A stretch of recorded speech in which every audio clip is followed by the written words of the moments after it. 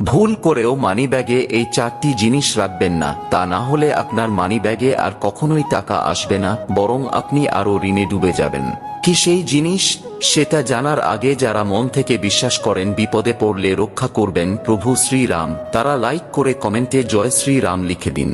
Number 1, কিছু মানুষ আছে যারা কেনাকাটা করার পর পুরনো বিল তাদের মানিব্যাগেই রেখে দেয়, তবে জেনে নিন এতে মা লক্ষ্মী খুবই অপমানিত বোধ করেন, ফলে আপনার জীবনে আর্থিক কষ্ট নামতে পারে।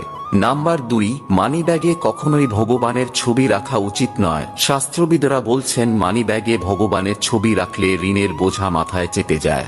নাম্বার 3, মানিব্যাগে কখনোই কোনো প্রকার চাবিকাঠি রাখা উচিত নয়, এর ফলে জীবনে অর্থনৈতিক কষ্ট ও দারিদ্রতা নেমে আসবে।